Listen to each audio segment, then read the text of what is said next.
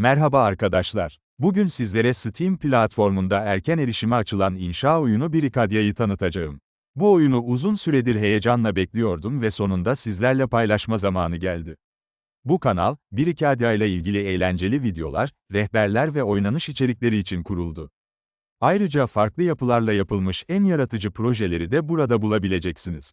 Yeni içeriklerden haberdar olmak için kanalıma abone olmayı ve bildirimleri açmayı unutmayın. Oyuna ilk giriş yaptığımızda, bizi araçları tanıtan bir eğitim parkuru karşılıyor. Şimdi bu parkuru birlikte geçelim ve araçları adım adım tanıyalım. Şimdi parkurun ilk bölümüne doğru ilerleyelim.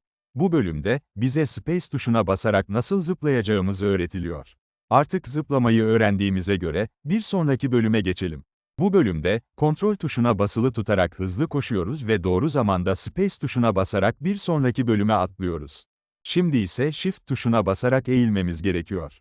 Eğilerek dar geçitten geçiyor ve sonraki bölüme ilerliyoruz. Bu bölümde, sol mouse tuşuna basılı tutarak nesnelerle etkileşime geçmeyi öğreniyoruz. Burada, yerde duran bir küpü alıyor, taşıyor ve üstüne çıkarak bir sonraki bölüme geçiyoruz.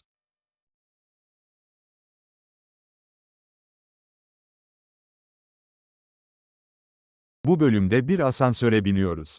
Asansör bizi aşağıya indiriyor ve oradan bir sonraki bölüme geçiyoruz. Yolculuk biraz kısa ama ortam oldukça etkileyici.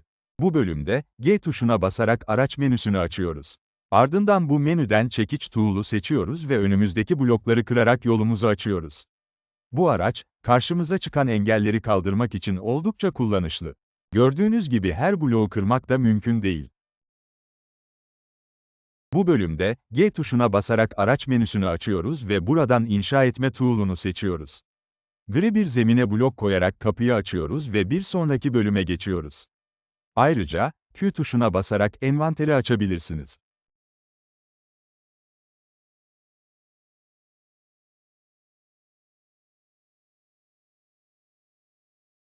Bu bölümde yine inşa etme tool'unu kullanıyoruz.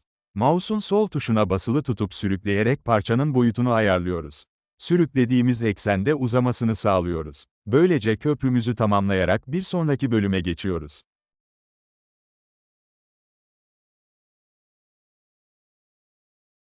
Bu bölümde inşa etme tool'unu kullanacağız yine. İlk önce envanterimizdeki bloğu ayarlıyoruz ve R tuşuna basarak döndürüyoruz. Sonra bloğu yeşil yere koyup, yeşil hat boyunca genişleterek köşeye getiriyoruz. Ardından köşeden tekrar uzatarak bu bölümü de tamamlıyoruz.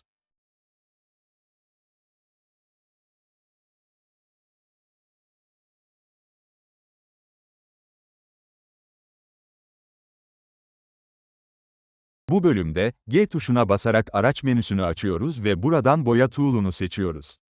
M tuşuna basıp mouse ile kullanacağımız boya rengini seçebiliyoruz. Daha sonra yine M tuşuna basarak buradaki beyaz alanı boyadığımızda, kapı açılacak ve bir sonraki bölüme geçeceğiz.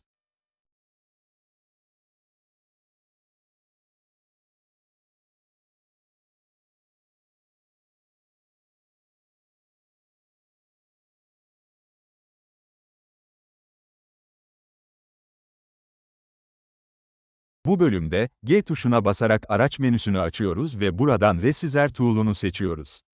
Sonra yeşil bloğu seçip ileri yönde uzatıyoruz. Ardından oluşan köprüden geçerek bir sonraki bölüme ulaşıyoruz.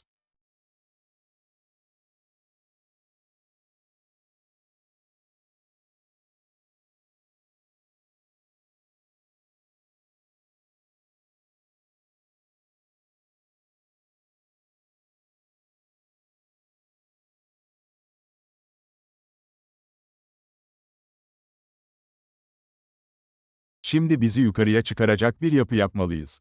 Bunun için B tuşuna basıyoruz ve çıkan bloklardan istediğimizi seçiyoruz. Ben, bizi yukarı çıkaracak bir yapı oluşturacağım. Dilerseniz siz, aynı bölümü geçmek için farklı bir yapıda oluşturabilirsiniz.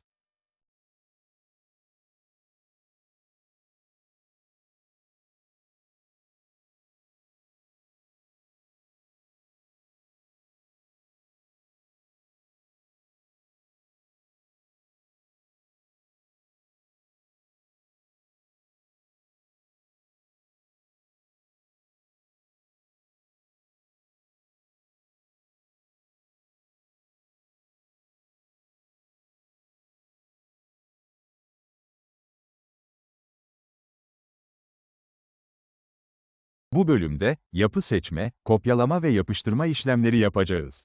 Öncelikle, araç menüsünden seçim aracını alıyoruz.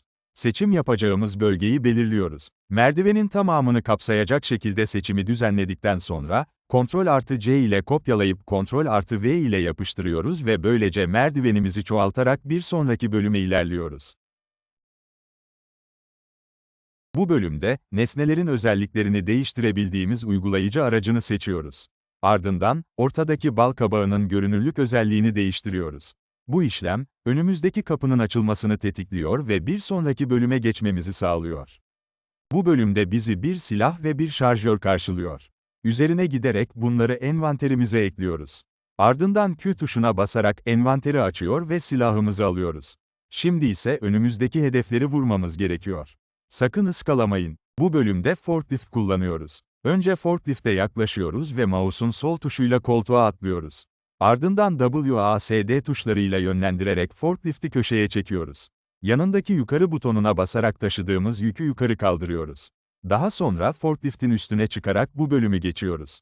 Çok tehlikeli hareketler bunlar, evde denemeyin.